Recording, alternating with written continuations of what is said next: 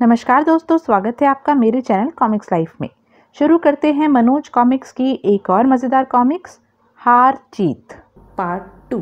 और कुछ सोचकर शिकारी देवराज उसी समय जंगल से वापस लौट पड़ा। मेरी बात सुनकर महाराज मेरी हंसी उड़ाएंगे, लेकिन जो हकीकत है वह उन्हें बतानी ही पड़ेगी। इन हालातों में उस शेर को मारना असंभव नहीं तो संभव भी नहीं है। वायदे के अनुसार शिकारी देवराज 2 दिन बाद महाराज के सामने उपस्थित हुआ। उस समय वहां प्रजा भी भारी तादाद में मौजूद थी और उसी भीड़ में चंद्र सिंह भी छद्म वेश में वहां उपस्थित था। महाराज की जय हो। तुम्हें खाली हाथ सामने देखकर आश्चर्य हो रहा है शिकारी। वह शेर कहाँ है जिसे तुम जिंदा या मुर्दा हमारे सामने पेश करने का वायदा करके गए थे? क्षमा चाहता हूँ महाराज, मैं उस शेर को पकड़ना तो दूर मार भी नहीं सकता, और मैं ही क्या, कोई भी ऐसा नहीं जो यह महान कारनामा करके दिखा सके, ऐसा मुझे विश्वास है। इस विश्वास का कारण, मैंने उस शेर के पंजों के निशानों के साथ अन्य छोटे जानवरों के पैरों के निशान भी देखे हैं, इसलिए ऐसा मेरा विश्वास है। बकवास बंद करो और जो कहना है साफ साफ कहो, हमें पहेलियां बुझाने की आदत नहीं है। तो सुनिए महाराज, उस चालाक शेर ने जंगल के सारे छोटे जानवरों को अपना मित्र बना रखा है और उन सबके साथ हिल मिलकर रहता है। जब भी वे अपने मित्र शेर के प्रति कोई खतरा देखते हैं, शोर मचाकर शेर को सावधान कर देते हैं और शेर छिप जाता है। यही कारण है कि आज तक आपके सैनिक उसे मार नहीं पाए। ओह वाह, जवाब नहीं उस शेर का, बिल्कुल मेरी तरह है। जंगल में छोटे जानवर उसके दोस्त हैं जो उसकी रक्षा व मदद करते हैं, और नगर में छोटे यानी गरीब आदमी मेरे मित्र हैं जो मेरी रक्षा भी करते हैं और वक्त पड़ने पर मदद भी। जिस तरह शेर के मित्रों के रहते उसे कोई नहीं मार सकता, उसी तरह मेरे हितैषियों के रहते मुझे भी कोई नुकसान नहीं पहुंचा सकता। शिकारी, क्या तुम हमें सलाह दे सकते हो कि इन हालात में हमें अपनी प्रजा की सुरक्षा के लिए क्या कदम उठाना चाहिए? मेरे विचार से तो महाराज, फिलहाल आपको यही करना चाहिए कि आप जंगल के आसपास के गांव व कस्बों के बाहर सैनिकों का मजबूत पहरा बिठा दें, ताकि शेर को जंगल से बाहर निकलने का मौका ही न मिले। आगे जैसा आप उचित समझें। अपनी सलाह देकर शिकारी चला गया।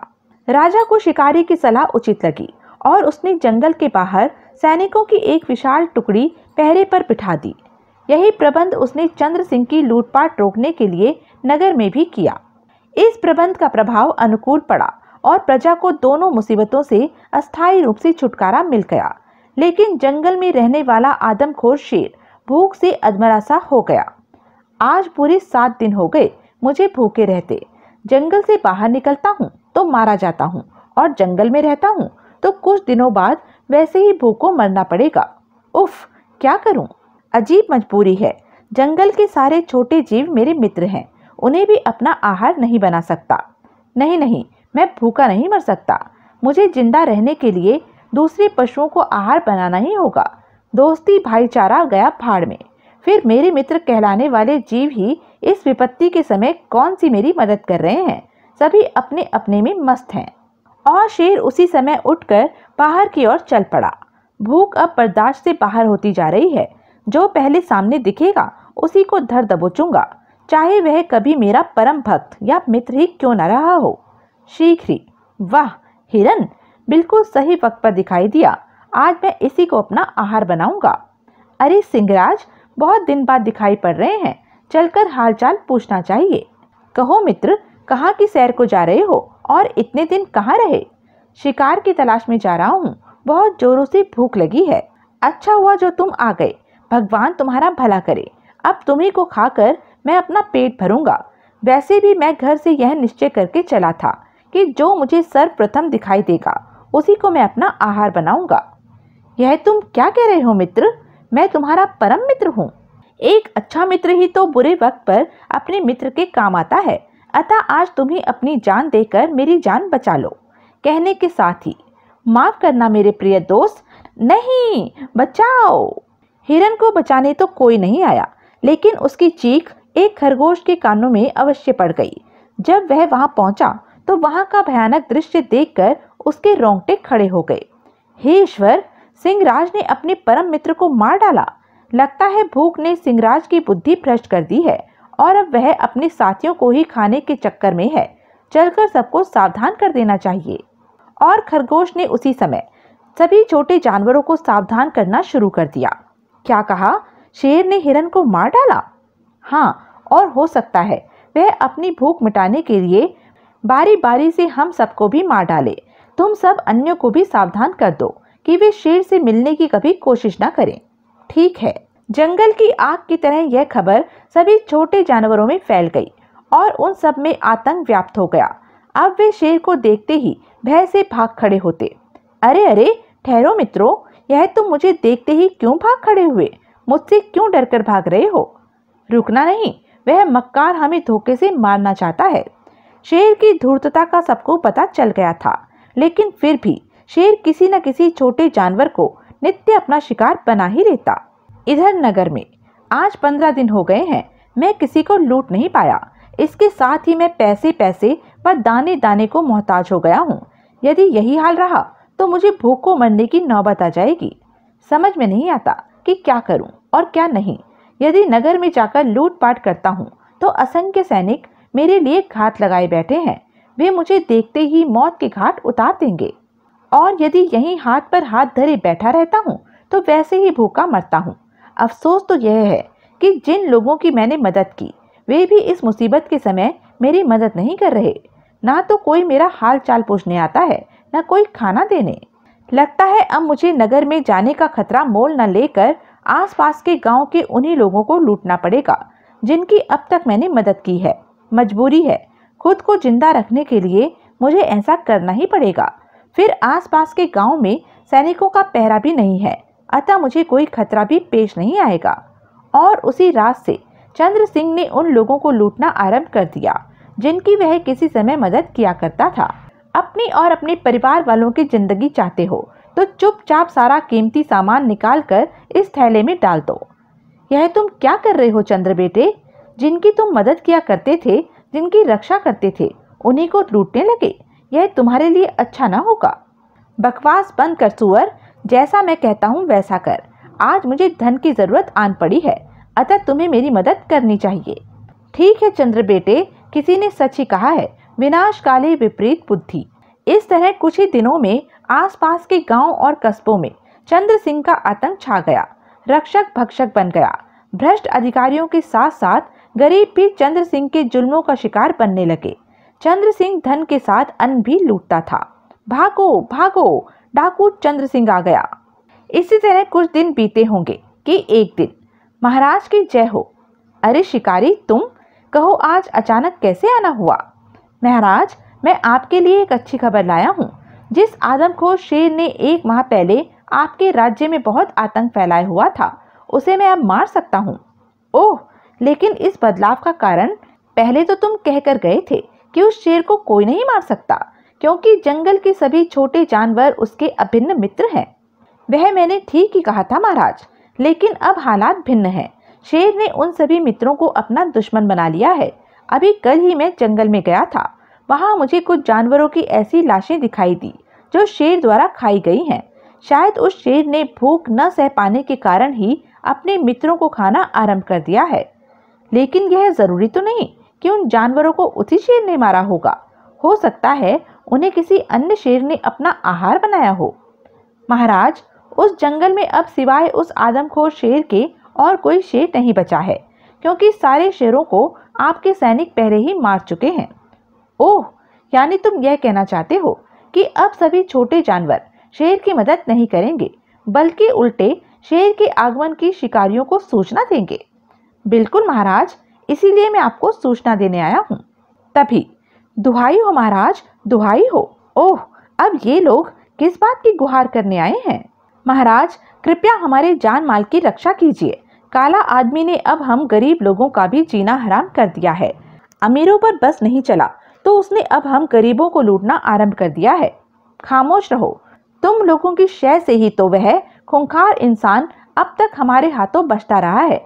यदि तुम लोग हमारी मदद करते तो वह न जाने कब का पकड़ा गया होता या मारा जा चुका होता। लेकिन तुम हमारी मदद क्यों करते? तुम्हारे लिए तो वह देवता स्वरूप है ना। जाओ, अब भुगतो अपनी करनी का फल। क्षमा करें महाराज, क्षमा करें। हमें अपनी गलती का एहसास हो गया है। अब हमें मालूम हो गया है कि डाकू डाकू ही होता है, चाहे वह अमीरों को लूटे या गरीबों को। हम आपकी हर मदद करने के लिए तैयार हैं हुजूर। हम काला आदमी का असली नाम और ठिकाना बताने के लिए भी तैयार हैं। और उन्होंने राजा को चंद्र सिंह का नाम, पता व वर्तमान ठिकाना आदि सब कुछ बता दिया। तो उस काला आदमी का असली नाम चंद्र सिंह है और वह रामपुर गांव के अंतिम छोर पर बने खंडरों में छुपा हुआ है। चलो, अच्छा हुआ, अब शेर के साथ साथ उस खूंखार इंसान से भी आसानी के साथ छुटकारा मिल जाएगा।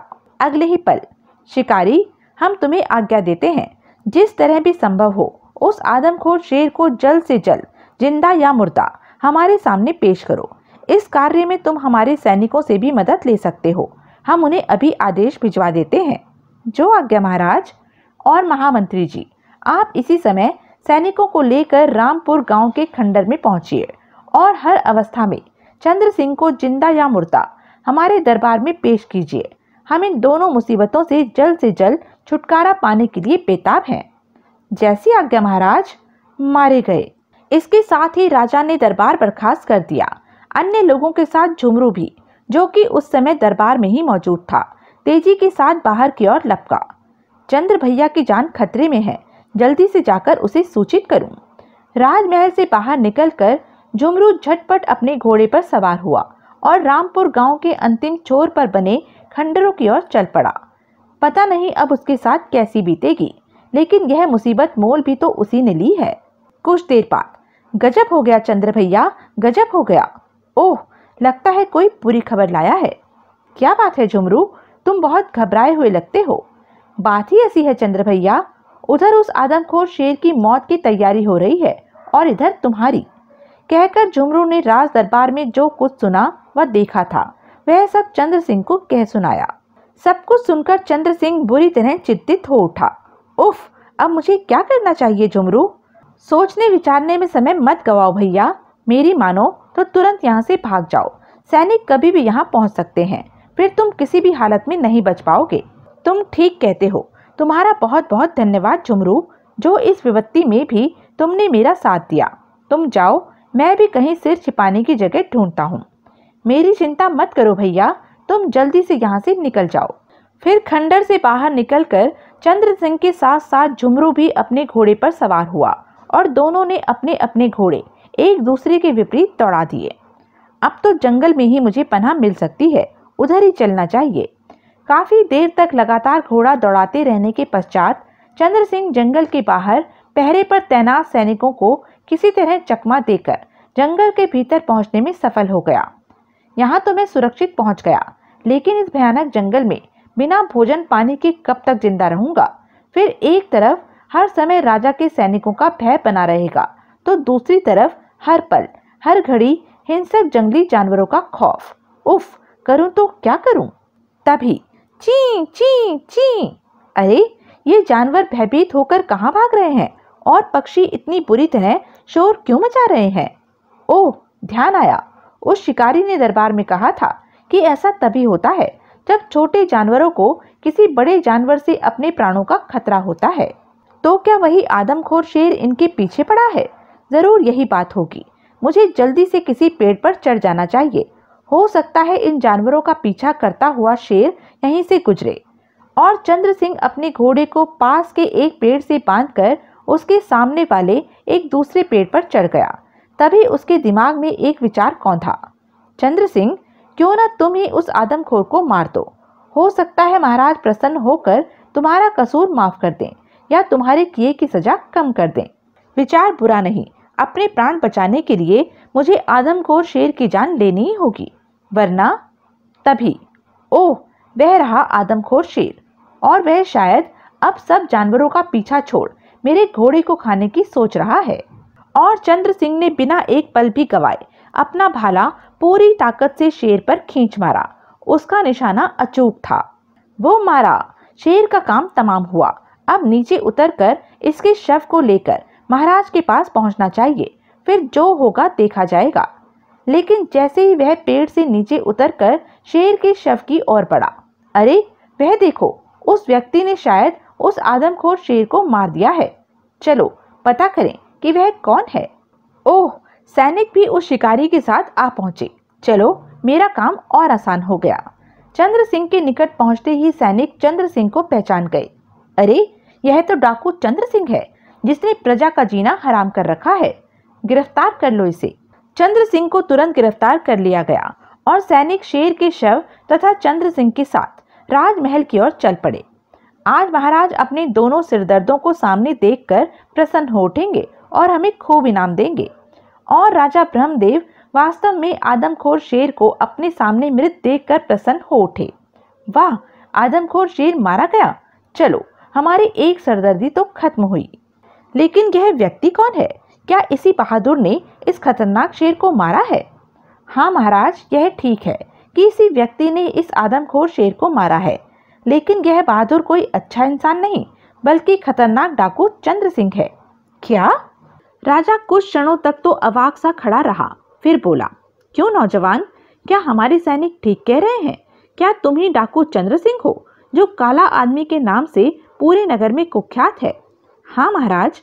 चंद्र सिंह, जहाँ हमें तुम्हारे द्वारा शेर के मारे जाने से तुम्हारी बहादुरी पर गर्व एवं प्रसन्नता हो रही है, वहीं दूसरी ओर इस बात का अत्यधिक दुख भी हो रहा है कि तुम्हारे ही कारण हमारे देश में काफी लंबे समय से आतंक व्याप्त था। राज्य की सुख शांति चैन सब कुछ छिन गया था। मैं समझ नहीं पा रहा हूँ कि तुम जैसा बहादुर व नेक इंसान डाकू कैसे बन गया। आखिर हमारे राज्य में तुम्हें क्या कष्ट था? क्षमा करें महाराज, मेरे डाकू बनने का कारण आप ही हैं। यह दूसरी बात है कि बाद में बुद्धि भ्रष्ट हो जाने के कारण मैं उन्हीं लोगों का दुश्मन बन बैठा जिनके लिए मैं डाकू बना था। तुम्हारे डाकू बनने का कारण मैं हूँ, यह तुम क्या कह रहे हो? तब चंद्र सिंह ने अपनी डाकू बनने की सारी कहानी राजा को कह सुनाई। सुनकर राजा आश्चर्यचकित हो उठा। यह तुम क्या कह रहे हो चंद्र सिंह? हमने अपनी गरीब प्रजा का कब ध्यान नहीं रखा? हम तो संबंधित अधिकारियों एवं मंत्रियों को गरीब लोगों की मदद के लिए बराबर राजकोष से धन देते रहे हैं। यदि यह सच है महाराज, तो पूछिए अपने उन मंत्रियों एवं संबंधित अधिकारियों से कि उन्होंने सहायतार्थ कोष का क्या किया, गांव के गरीब लोगों की क्या मदद की। इससे पहले कि राजा संबंधित अधिकारियों एवं उच्च अधिकारियों से कुछ पूछ पाता, अपने बचाव का कोई रास्ता न देख सभी दोषी अधिकारी एवं मंत्री तुरंत राजा के चरणों पर गिर पड़े। हमें क्षमा कर दे महाराज, क्षमा कर दे। हम विश्वास दिलाते हैं कि भविष्य में हम फिर कभी प्रजा की अमानत में खयानत नहीं करेंगे। दूर हटो दुष्टों, आज चंद्र सिंह ने हमारी आंखें खोल दी हैं। तुम लोगों पर विश्वास करके मैं निश्चिंत हो गया। यह वास्तव में मेरी बहुत बड़ी भूल थी और मेरी इसी भूल के कारण प्रजा का मेरे प्रति नफरत पैदा होना स्वाभाविक ही था। तुम लोग कदापि क्षमा के योग्य नहीं हो। तुम जैसे लोगों को तो कठोर से कठोर सजा मिलनी चाहिए। सैनिकों, ले जाओ इन पाजियों को और जीवन भर के लिए काल कोठरियों में डाल दो, ताकि अन्य राज दरबारी कर्मचारी व मंत्रियों को इससे उचित शिक्षा मिल सके। दोषी मंत्री और अधिकारी अपने किए पर राजा के सामने काफी रोए धोए और गिड़गिड़ाए, लेकिन राजा को उन पर जरा भी दया नहीं आई और सैनिक उन्हें पशुओं की तरह घसीटते हुए राज दरबार से ले गए।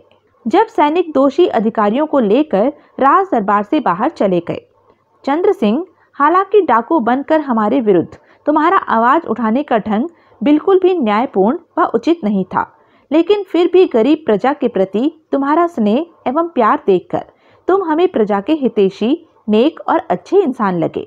इसके साथ ही तुमने आदमखोर शेर को मारकर भी हम पर और प्रजा पर बहुत बड़ा उपकार किया है, इसलिए हम तुम्हारे सारे अपराध माफ करते हैं, लेकिन इस विश्वास के साथ तुम्हें हर सजा से मुक्त करते हैं कि तुम अपने साथ साथ दूसरे लोगों की भी सुख शांति भंग नहीं करोगे और देश की सेवा करते हुए मेहनत और ईमानदारी से जिंदगी बिताओगे। मैं आपके विश्वास को कभी ठेस नहीं लगने दूंगा महाराज। आज से मैं फिर एक नई जिंदगी आरंभ करूंगा। अपने राजा का अविस्मरणीय न्याय देखकर दरबार में मौजूद सभी लोग, जिनमें प्रजा भी शामिल थी, राजा की जय जयकार कर उठे। महाराज ब्रह्मदेव जिंदाबाद, हमारे महाराज अमर रहें। तो यह थी मनोज कॉमिक्स की एक मज़ेदार कॉमिक्स। ऐसी ही मज़ेदार कॉमिक्स के लिए बने रहें मेरे साथ, और हाँ, मेरे चैनल को लाइक, शेयर और सब्सक्राइब करना ना भूलें। धन्यवाद।